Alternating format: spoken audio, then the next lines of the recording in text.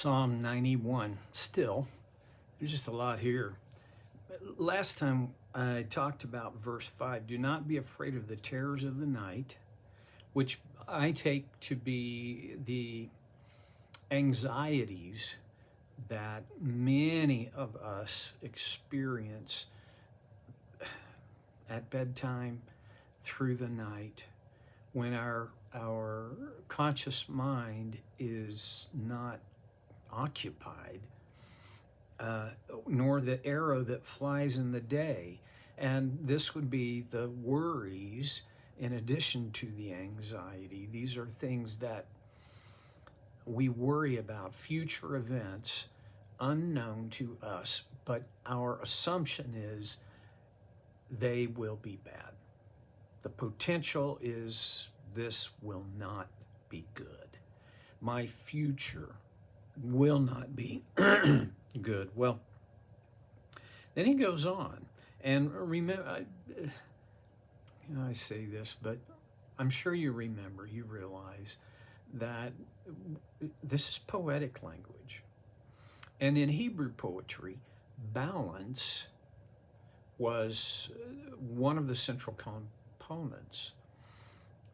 Rhyming didn't matter. I mean, there was no sense of rhyme. Meter, somewhat. And sometimes in our English translations, the translators have attempted to, make the psalm or the poem conform to English rules of literature, and that, to me, that's not a good idea. Anyway, verse 6. Do not dread the disease that stalks in darkness, nor the disaster that strikes at midday. You see, in both verse 5 and 6, the psalmist is writing about nighttime and daytime. Now, there's a couple of pieces to that I think are worth taking a look at. One is that's how life goes. You got nighttime, you got daytime.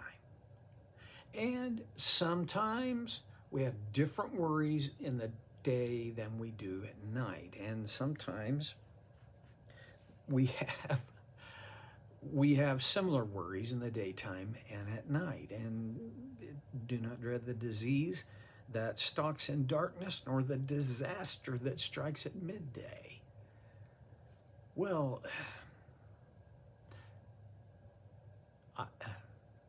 as I record this, there are wars raging all across this planet. There are disasters that are, I read about it every morning, earthquakes and floods, and there's disease. There are I just get so tired. Maybe the solution to this is to quit watching TV altogether, but I get tired of when I'm watching TV. I'm getting advertisements telling me to talk to my doctor about this medication for this disease. A disease, in many cases, that a minuscule population actually have. But they're spending multiple millions of dollars to get it out there that it's a disease and everybody needs to get. Man, I'm sick of that. And honestly, you can follow wherever you want to on the most recent COVID vaccine thing. I don't care. You do what you think's right. But I'm just really tired of. It feels like that if we can't, here it is, if we can't keep you all stirred up about the darkness that stalks you by night, I mean, you can't see it, it's gonna get you. Or the disaster that strikes at midday. You weren't expecting that disaster at midday. You were expecting lunch. Now, look into your own life story and tell me, aren't there those things present? I mean, the disease, pick the disease. I don't know anybody who's never been sick. I've heard people who say, I've never been sick a day in my life. Gosh, I don't want to be mean, but I think you're lying or in a horrible state of denial, or you've got memory issues, whatever. But everybody gets sick. And if the sickness, the illness was serious and debilitating, you know what this psalmist is talking about. I think everyone has experienced some kind of disaster. Now, it's not fair to compare disasters because everybody, ranks disasters according to their own subjective view, and tornadoes and earthquakes and floods and wars and the disasters. Everybody's had some kind of disaster on some level. And many, many of us have had many disasters. I think, verse 5, don't be afraid of the terrors of the night, nor the arrow that flies in the day. Do not dread the disease that stalks in darkness, nor the disaster that strikes at noonday. Here's the thing.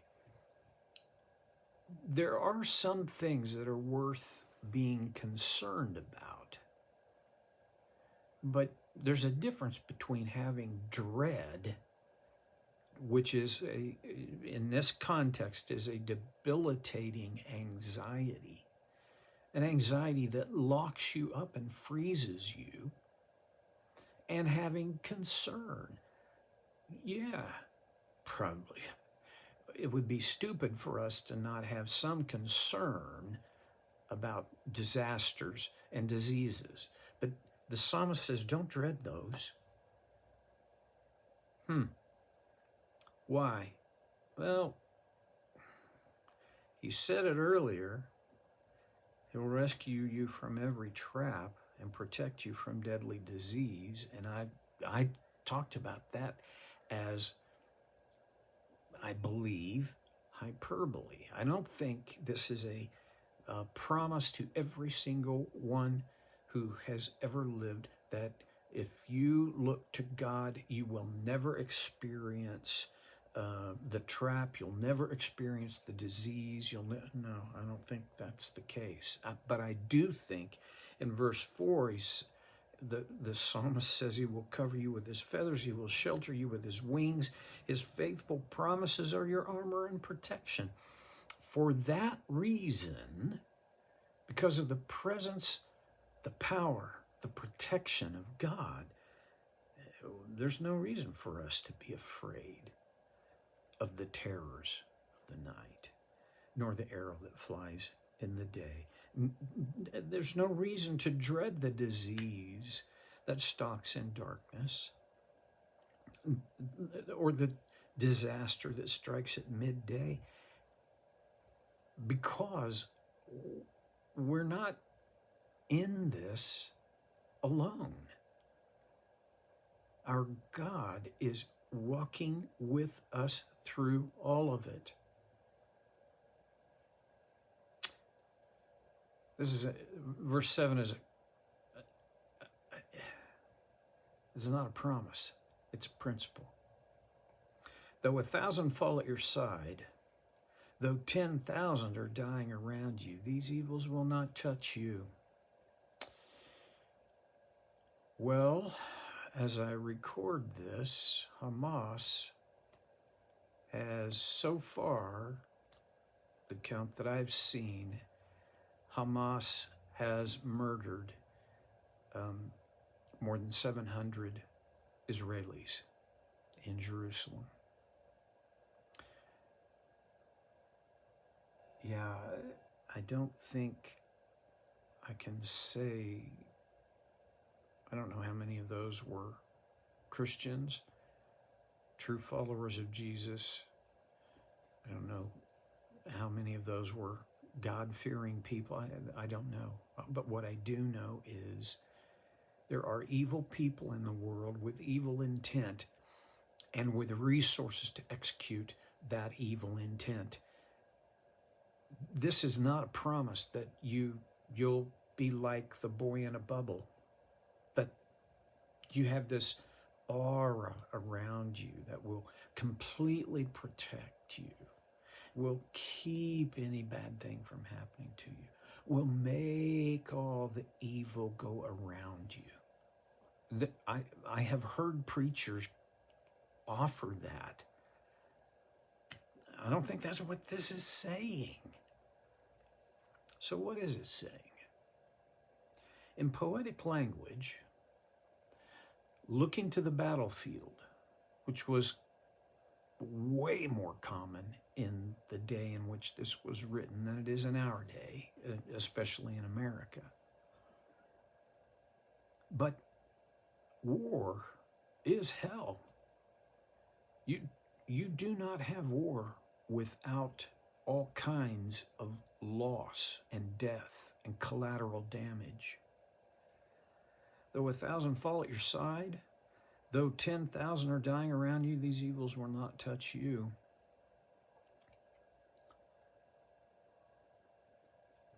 I'm tempted to try and explain this away. I don't want to do that, but I do want to say I think we need to set it in the context of this literature, this poetic language, to realize that this is not a promise, but it's a principle.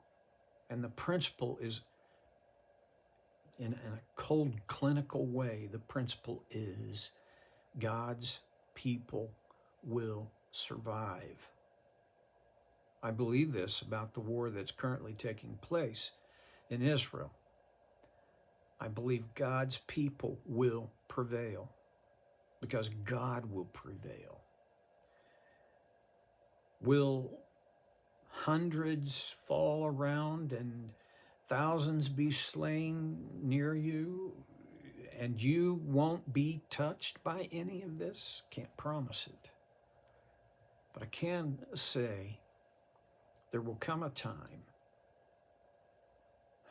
and if I have friends who believe that what's happening now in Israel is one of the pieces of the Revelation puzzle that has to be put in place before the return of Jesus. I don't know if they're right or wrong, but I do know this much.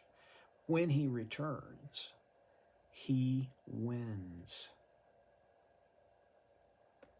And that's the promise I hold on. That's my hope. Well, the Jews who first read this didn't have that same hope because Jesus hadn't come yet. Their hope was in a God who, like the eagle or like the hen, would cover their chicks with their wings. A God who doesn't look away, but who is present, and a God who protects. Well, I can't solve this. I can't make it all. But yeah, where it's, that's exact. I get it. No, and I think that's a good thing. I mean, I'm not that smart. And if I have to understand and connect every single dot in Scripture, I'm not listening for God.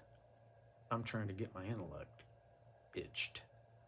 Well, okay, never mind. If it did you any good today, I'm glad. I'll do better next time on So Care with Stevie Boy.